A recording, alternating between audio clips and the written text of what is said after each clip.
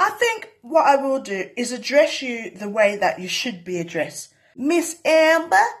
And that is due course, because you're acting like the biggest slave master ever. Because if you think that it's appropriate to deport the windrush children from families who have come here, in fact, you're invited to come here, and now you want to say, get out, although you said, come and help and build the country. Oh no, I don't mean that bit. I mean, come and make money for your family. Leave your children behind for 5 and 10 years and end up having historical and generational attachment issues. Never mind, because we've got a great system for putting black people in mental health institution because they're at the top ranking of getting sectioned over anybody else.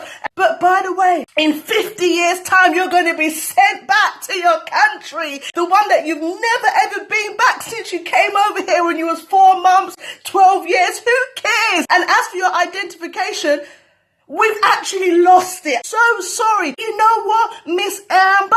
Your apology means nothing, especially to the man who found out he had prostate cancer and then was told, oh, you're going to have to pay £54,000. Yeah, because you're black Caribbean from the windrush generation. But no, it's only a little bit of cancer. And if you do die, we're going to send you back anyway. You, Miss Amber.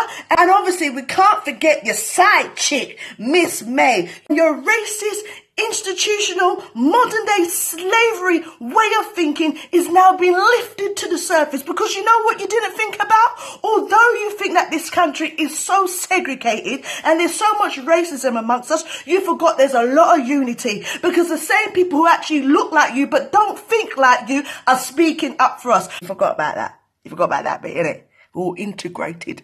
There's so many different ones of us. Mixed race, dual heritage. Back in the days, it was half caste, mixed breed. Yeah, back then, that's probably why you didn't want it, isn't it? It's probably why there was so much segregation. We can't make them interbreed together, because when we're trying to send them back in 50 years, they're going to have love and union between them.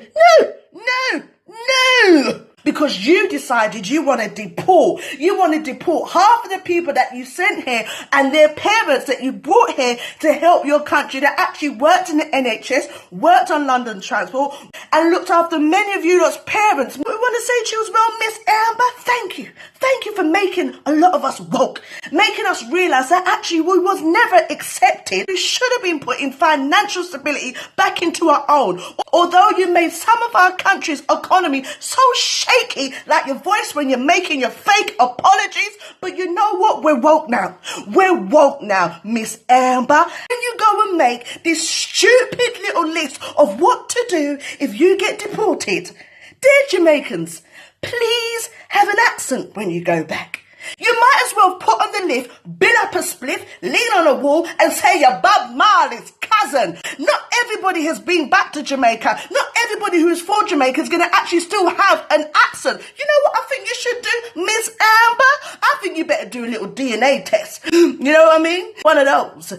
An ancestry test, because somewhere in that bloodline of you, you might have a little black in you. And we're going to tell them deport your ass and see how you feel being sent back to a country that you've got no ties to.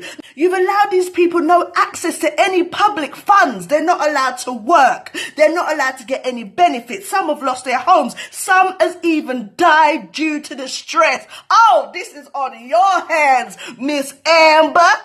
All the people that you have deported in an inhumane way, and all the people that you've caused suffering because they're worried, because they're now deemed as illegal, give them their reparation. Pay them back the taxes that they've paid into the country. Why don't you do that? Where's their compensation? Trust me, if you was to pay them back in what they have contributed to the country, I think your finance secretary would be a little bit shaky, brethren. Of course, people want to sit in a country where it's hot and it's sunny and they can pick fruits instead of eating fruits that's been sprayed with chemicals and dive in a beautiful sea. In fact, you've probably been there, Miss Amber.